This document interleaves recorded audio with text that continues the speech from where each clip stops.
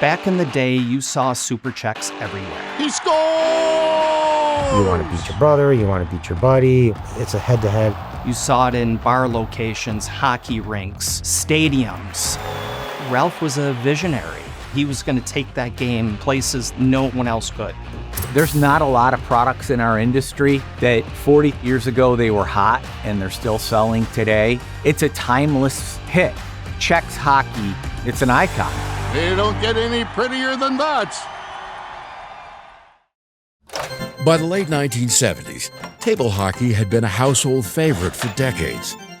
However, the small, flimsy playfield with movable hockey players wasn't known for durability. So, a group of investors in the Northeast United States and Canada developed an idea for a coin-operated version of the game, one that could earn a profit in the booming video arcade. They created a company, Innovative Concepts in Entertainment, and attracted the attention of Buffalo entrepreneur Ralph Coppola. I remember coming home and I'd never seen my father at home during the day when I got home from school. And he had lost his job and was out there trying to figure out what he was going to do next. The concept was very appealing to him. He had played a tabletop hockey game while he was in law school with his friends. But it was really, honestly, to him at the time, it was a business opportunity. Get this product off the ground, make some money in the meantime to support my family, and then figure out what my next gig will be. Working out of a garage in Tonawanda, New York, Coppola, Jack Willert, and engineer John Callahan spent a year refining the game. It's a two-person game. It's all contained under the dome. You have a puck that ejects from center ice. You have your centerman, you have your right wing, left wing, goalie, and you have control of all aspects of the game. Authentic, original hockey. It took about a year to kind of figure out the different components. A lot of issues in the early days with the rods breaking, the glare of the dome, the audio of the game. But if you look at the prototype, it is very similar to the final product that we're making today. In the fall of 1982, Coppola delivered Chexx to an arcade located in a hockey rink in Buffalo, and the response was more than he could have hoped for. Over 6 weeks, Chexx outperformed every game at the location and set a new revenue record. Following February, Coppola hit the road to sell at the trade shows.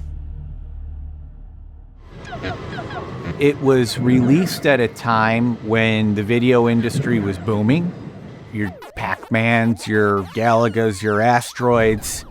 And all of a sudden, this head-to-head competitive 2 or 4 player game comes out. It's got this crazy dome on it, totally different than the phenomenon of video in those days. Nobody really knew what to expect. Potential revenue was the first concern for buyers, but so was durability.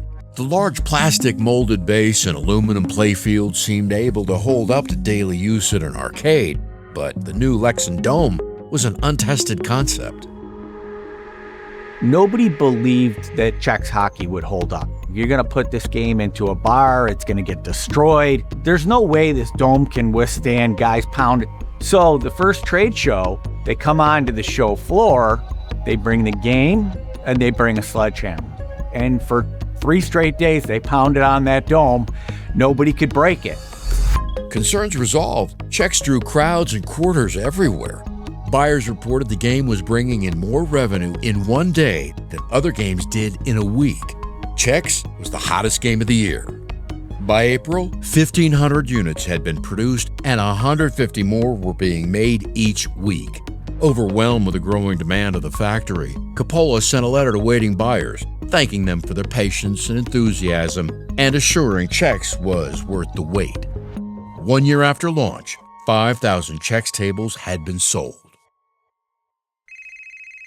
Over the next 2 years, what was once a short-term business venture for Coppola turned into a passion he wanted to grow. But he knew one product wasn't going to support a business, employees, and his family. For Chexx Hockey to continue, he needed more games.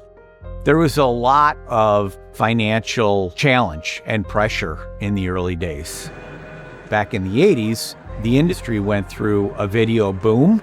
And then it went through a very, very, very challenging time. A lot of distributors got stuck with inventory. The business went down, and Ice was really struggling to find the next hit product.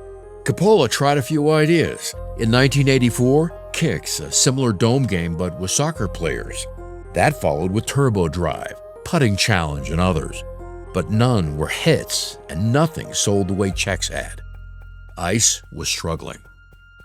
When you think about Ralph, one thing in particular that I've thought about is his optimism. Whether it's a project, whether it's a deadline, or something happening with the economy, he gave everyone a sense of optimism, and it was contagious. You could persevere, the company could persevere, your project could persevere, and I think that was important. So they went another direction. Ice released a new ticket redemption game, a licensed version of the classic board game Hungry Hungry Hippos. Then, as family entertainment centers and prize redemption counters grew in popularity, Ice released more. What really changed the narrative for Ice, he brought a concept that he saw in Japan back to the United States to manufacture, and it was a game called Cyclone. The game was topped with a familiar dome. Underneath, the tracing lights circled a round playfield. To win a growing jackpot of tickets, players tried to slap a button at the exact moment the light crossed their station. The concept was simple, but over the next decade, Cyclone would become one of the most successful redemption games ever made. And that kind of fueled what we focus on now for new games. And I think that's what he's remembered for, is being a pioneer to redemption game manufacturing. Coppola is credited with bringing over 150 games to market, and his success created an opportunity to bring innovation to Chexx Hockey. Holy mackerel, did you see that? The game was renamed Super Chexx, improvements made to audio and lighting, He scored! and a new scoreboard hung at center ice. Later, official licensing brought customization to a new level. Roll a highlight reel. Customers can pick each team, whether it's their away jersey or their home jersey. And then there's also times where we offer retro game. And this one was to commemorate Rick Jeanneret. Even though he was the Sabres play-by-play, his voice is in all the games. Top shelf where Mama hides the cookies. Today, Super Chexx has created innovative concepts and entertainment in Clarence, New York. Nearby vendors create the Lexan Dome, playfields, and metal components that are then assembled at ice. All of the game's electric components, like scoreboards, computer boards, wiring, audio, and custom printed designs, are created in-house and brought to this assembly line. The base comes in, then you get your cabinet, put it on the base, and then it's all hand done from there. We've been building this game for 40 years. Built in one day, inspected, shipped. We've sold close to 150,000 Super Chexx. And we're not done. There's a long ride to go. If you have that ability in life to do something that you're really passionate about, it's unique. Continuing to build Super Chexx, I think it provides a real inspiration and motivation for all of us. Ralph Coppola taught me everything I know. Dedication, hard work, don't look back, and have fun every day.